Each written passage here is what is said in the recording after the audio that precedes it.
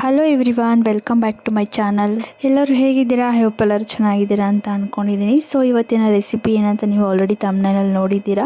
So ನಾನಿವತ್ತು ಜಾಸ್ತಿ ಮಸಾಲೆ ಬಳಸ್ತೇನೆ, ಸಿಂಪಲ್ಲಾಗಿ ಎಗ್ ಬಿರಿಯಾನಿನ ಮಾಡ್ಕೋತಾ ಇದ್ದೀನಿ. ಈ ವಿಡಿಯೋನ ಕೊನೆವರೆಗೂ ನೋಡಿ. ಸೊ ಇದನ್ನು ಮಾಡಲಿಕ್ಕೆ ನಾನು ಬೇಕಾಗಿರುವಂತಹ ಪೇಸ್ಟ್ನ ರೆಡಿ ಮಾಡ್ಕೋತಾ ಇದ್ದೀನಿ. ಸೊ ಇದನ್ನು ರೆಡಿ ಮಾಡ್ಕೊಳ್ಳೋದಕ್ಕೆ ನಾನಿಲ್ಲಿ ಒಂದು 20ರಿಂದ 25 ಪೀಸ್ ಆಗುವಷ್ಟು ಬೆಳ್ಳುಳ್ಳಿನ ಹಾಕೋತಾ ಇದ್ದೀನಿ. ಹಾಗೆಯೇ 1.5 ಇಂಚ್ ಆಗುವಷ್ಟು ಶುಂಠಿನ ಕಟ್ ಮಾಡಿ ಹಾಕೋತಾ ಇದ್ದೀನಿ.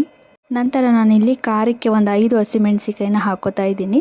ನಿಮಗೆ ಎಷ್ಟು ಬೇಕೋ ಅಷ್ಟು ನೀವು ಹಾಕೋಬೋದು. ನಂತರ ನಾನಿಲ್ಲಿ 1 ಹಿಡಿ ಆಗುವಷ್ಟು ಪುದೀನ ಸೊಪ್ಪನ್ನ ಸೇರಿಸ್ಕೊತಾ ಇದ್ದೀನಿ. ಪುದೀನ ಕೊತ್ತಂಬರಿ ಜಾಸ್ತಿ ಹಾಕೋದ್ರಿಂದ ಬಿರಿಯಾನಿ ಕಲರ್ ಕೂಡ ಚೆನ್ನಾಗಿರುತ್ತೆ, ಹಾಗೆಯೇ ಫ್ಲೇವರ್ ಕೂಡ ಚೆನ್ನಾಗಿರುತ್ತೆ.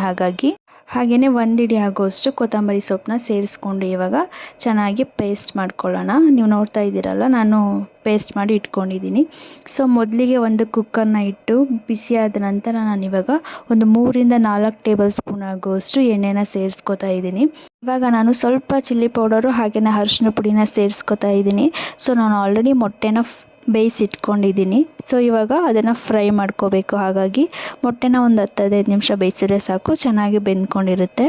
ಇದನ್ನು ಫ್ರೈ ಮಾಡಬೇಕಾದ್ರೆ ನೀವು ಲೋ ಫ್ಲೇಮಲ್ಲಿ ಇಟ್ಕೊಂಡು ಫ್ರೈ ಮಾಡ್ಕೊಳ್ಳಿ. ನಾನು ಇವಾಗಲೇ ಯಾಕೆ ಇದನ್ನು ಫ್ರೈ ಮಾಡಿಕೊಂಡೆ ಅಂದರೆ, ನಾನು ಲಾಸ್ಟಲ್ಲಿ ಹಾಕಿ ನಾನು ಕುಕ್ಕರಲ್ಲಿ 1-2 ವಿಜಿಲ್ ಕೂಗಿಸೋದ್ರಿಂದ ಮೊಟ್ಟೆ ಏನು ಒಡೆದೋಗಬಾರ್ದು ಅಂತ ಹೇಳಿ ನಾನು ಸ್ವಲ್ಪ ಎಣ್ಣೆಯಲ್ಲಿ ಫ್ರೈ ಮಾಡಿಕೊಂಡೆ ಅಷ್ಟೇ. ಇವಾಗ ಇದನ್ನು ಒಂದು ಪ್ಲೇಟ್ಗೆ ಎತ್ತಿಟ್ಕೋತಾ ಇದ್ದೀನಿ. ಸೊ ಇವಾಗ ನಾನು ಇದೇ ಎಣ್ಣೆಗೆ ಬಿರಿಯಾನಿ ಸ್ಪೈಸಸ್ನ ಹಾಕೋತಾ ಇದ್ದೀನಿ. ಸೊ ನೀವು ನೋಡ್ತಾ ಇದ್ದೀರಾ ಅಲ್ವಾ. ನಂತರ ಇದನ್ನು ಸ್ವಲ್ಪ ಚೆನ್ನಾಗಿ ಫ್ರೈ ಮಾಡ್ಕೋಬೇಕಾಗುತ್ತೆ. ನೆಕ್ಸ್ಟ್ ಇವಾಗ ನಾನು ಒಂದು ದಪ್ಪ ಈರುಳ್ಳಿನ ಕಟ್ ಮಾಡಿ ಇಟ್ಕೊಂಡಿದ್ದೆ. ಇವಾಗ ಅದನ್ನು ಸೇರಿಸ್ಕೊಂಡು ಈರುಳ್ಳಿ ಕಲರ್ ಚೇಂಜ್ ಆಗೋವರೆಗೂ ಫ್ರೈ ಮಾಡ್ಕೋತೀನಿ.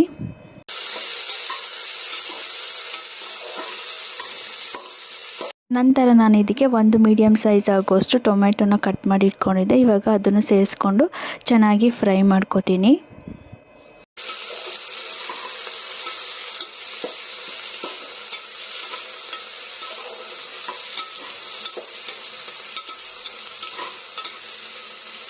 ಟೊಮೆಟೊ ಚೆನ್ನಾಗಿ ಫ್ರೈ ಆದ ನಂತರ ನಾನಿವಾಗ ರುಬ್ಬಿಟ್ಕೊಂಡಿರುವಂತಹ ಪೇಸ್ಟ್ನ ಸೇರಿಸ್ಕೊತಾ ಇದ್ದೀನಿ. ಇದನ್ನು ಕೂಡ ಸೇರಿಸ್ಕೊಂಡು ಚೆನ್ನಾಗಿ ಹಸಿ ವಾಸನೆ ಹೋಗೋವರೆಗೂ ನಾವು ಫ್ರೈ ಮಾಡ್ಕೋಬೇಕಾಗುತ್ತೆ.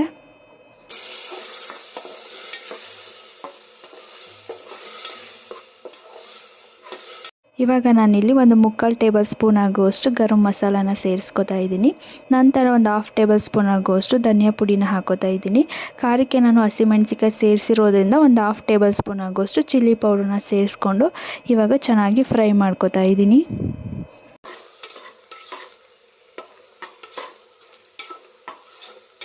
ನಂತರ ನಾನಿಲ್ಲಿ ರುಚಿಗೆ ತಕ್ಕಷ್ಟು ಉಪ್ಪನ್ನು ಸೇರಿಸ್ಕೊತಾ ಇದ್ದೀನಿ. ಸೇರಿಸ್ಕೊಂಡು ಒಂದ್ಸಲ ಚೆನ್ನಾಗಿ ಫ್ರೈ ಮಾಡ್ಕೋಬೇಕಾಗುತ್ತೆ. ನಾನಿವಾಗ ಒಂದು ಚಿಕ್ಕ ಸ್ಪೂನಲ್ಲಿ 1 ಸ್ಪೂನ್ ಆಗುವಷ್ಟು ಮೊಸರನ್ನ ಸೇರಿಸ್ಕೊಂಡು ಚೆನ್ನಾಗಿ ಫ್ರೈ ಮಾಡ್ಕೋತಾ ಇದ್ದೀನಿ. ಸೊ ನಾವಿವಾಗ ನೀರನ್ನ ಸೇರಿಸ್ಕೋಬೇಕಾಗುತ್ತೆ. ನಾನು ಈ ಗ್ಲಾಸಲ್ಲಿ 1 ಗ್ಲಾಸ್ ಆಗುವಷ್ಟು ಅಕ್ಕಿ ತಗೊಂಡಿದ್ದೀನಿ. ಅದಕ್ಕೆ ಇದೇ ಗ್ಲಾಸಲ್ಲಿ ನಾನು 2 ಗ್ಲಾಸ್ ಆಗುವಷ್ಟು ನೀರನ್ನ ಸೇರಿಸ್ಕೋತಾ ಇದ್ದೀನಿ. ನೀರು ಚೆನ್ನಾಗಿ ಕುದಿ ಬಂದ ನಂತರ ನಾವು ಇವಾಗ ಟೇಸ್ಟ್ನ ನೋಡ್ಕೋಬೇಕಾಗುತ್ತೆ. ಏನಾದರೂ ಉಪ್ಪು ಖಾರ ಕಡಿಮೆ ಇದ್ದರೆ ಈ ಟೈಮಲ್ಲಿ ಸೇರಿಸ್ಕೋಬೇಕಾಗುತ್ತೆ. ನಂತರ ನಾನಿಲ್ಲಿ 1 ಗ್ಲಾಸ್ ಅಕ್ಕಿನ ಚೆನ್ನಾಗಿ ತೊಳೆದು ಒಂದು 10 ನಿಮಿಷ ನೆನೆಸಿಟ್ಟಿದ್ದೆ. ಅದನ್ನು ಇವಾಗ ಸೇರಿಸ್ಕೋತಾ ಇದ್ದೀನಿ.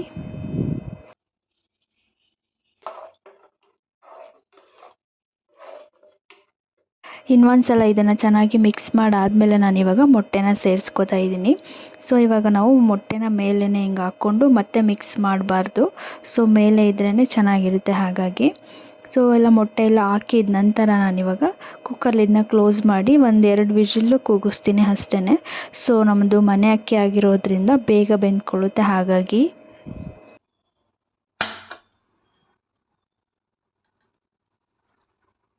2 ವಿಜಿಲ್ ಆದ ನಂತರ ನೋಡಿ ಒಂದ್ಸಲ ಚೆನ್ನಾಗಿ ಮಿಕ್ಸ್ ಮಾಡಿಕೊಂಡು ಇವಾಗ ಇದನ್ನು ಒಂದು ಪ್ಲೇಟ್ಗೆ ಸರ್ವ್ ಮಾಡ್ಕೋತಾ ಇದ್ದೀನಿ. ನೀವು ನೋಡ್ತಾ ಇದ್ದೀರಲ್ಲ ಎಷ್ಟು ಈಸಿಯಾಗಿ ಕ್ವಿಕ್ಕಾಗಿ ರೆಡಿ ಮಾಡ್ಕೋಬೋದು. ಸೊ ನೀವು ಒಂದ್ಸಲ ಟ್ರೈ ಮಾಡಿ ಹೇಗಿತ್ತು ಅಂತ ಕಾಮೆಂಟ್ ಮಾಡಿ. ಇದೇ ಥರ ಕುಕಿಂಗ್ ವಿಡಿಯೋಗಾಗಿ ನನ್ನ ಚಾನಲ್ನ ಸಬ್ಸ್ಕ್ರೈಬ್ ಮಾಡ್ಕೊಳ್ಳಿ. ಈ ವಿಡಿಯೋ ಇಷ್ಟ ಆಗಿದ್ದರೆ ಲೈಕ್ ಮಾಡಿ, ಶೇರ್ ಮಾಡಿ, ಕಾಮೆಂಟ್ ಮಾಡಿ. Thank you.